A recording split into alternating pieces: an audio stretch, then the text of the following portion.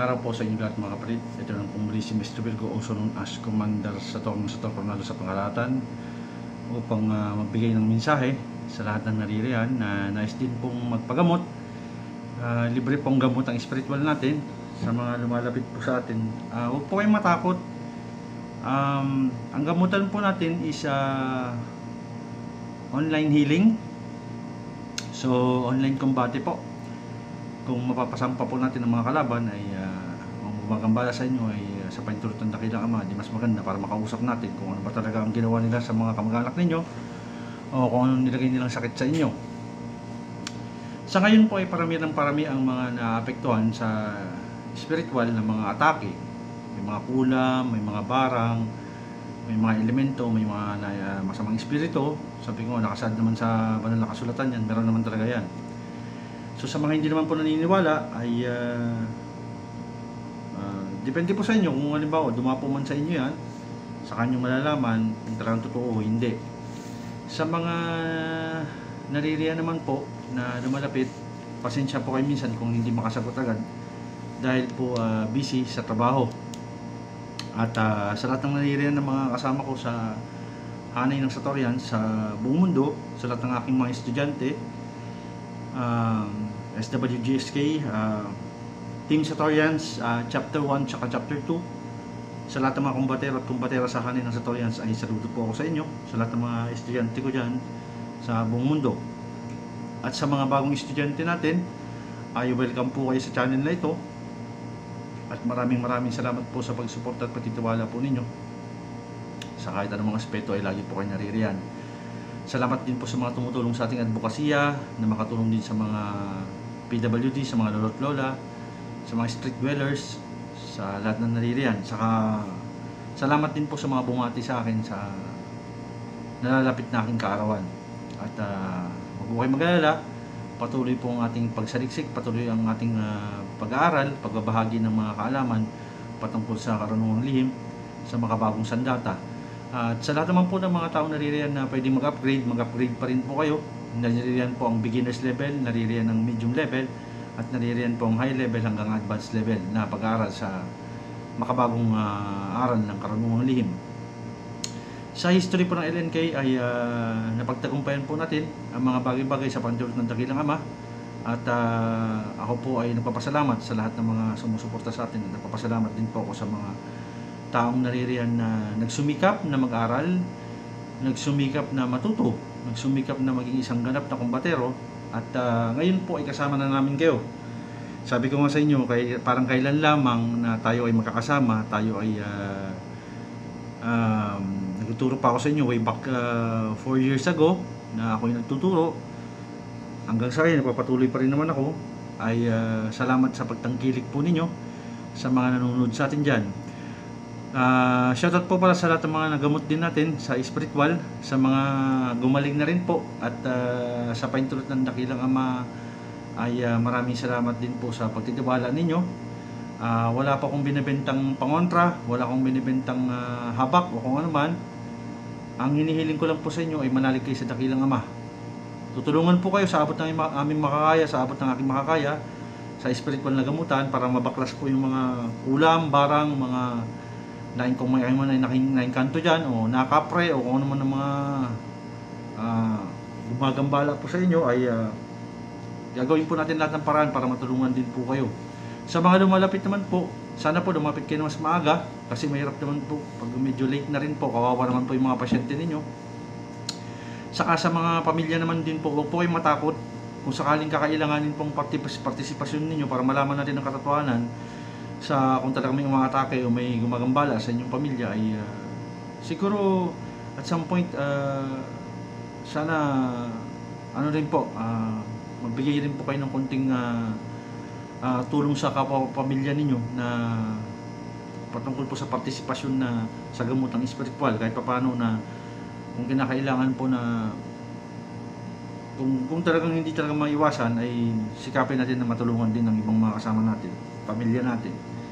Kung talagang hindi naman mapasampa sa sa mismong pasyente dahil nakaratay siya o malalang yung sitwasyon niya, ay sana kunting partisipasyon lang. Huwag kayong matakot, hindi naman kayo maano dyan. Basta sabi ko nga sa inyo, Ako po ay instrumento lamang at sikapin natin na matawag yan mga lintik na yan para malaman natin kung talagang gaano kalalim, gaano kagrabe ang ginawa nilang atake sa spiritual sa inyong pamilya.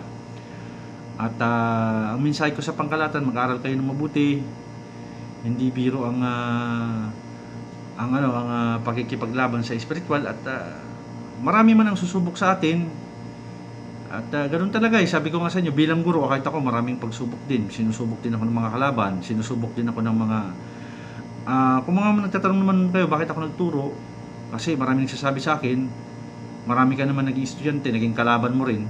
Kumbaga natuto ng konti, ay kala mo kung sino na yung ibang mga naging estudyante mo, akin na naman, may natitira pa naman. So may mga natitira pa naman na mga estudyante na alam ko naman na, kasi yung loyalty ng tao, hindi mo naman makukuha yung loyalty ng tao. Ibig sabihin, hindi naman 100% na magiging loyal ang mga tao sa'yo. Expected ko na po yun. Expect ko na yun. Sabi ko nga, hanggat naririto ako, nagtuturo ako, at sa pagdating ng araw, malay nyo po, maging available yung aking mga libro. Sana tangkilikin nyo rin po yung libro na yun, para kahit pa paano masuporta ng ating advokasya sa pagdating ng araw. Gagawin ko po lahat ng paraan na maging available din ang book na yan para sa iba rin naman na nais din matuto. At huwag ko kayong mag-alala, sabi ko nga, lahat gagawin ko ng paraan para matuto rin ng iba. Hindi lang sa mga estudyante ko na natuto na, o mga kumbatero at kumbatera na, siyempre aabutin din natin yung iba ng mga nais din matuto.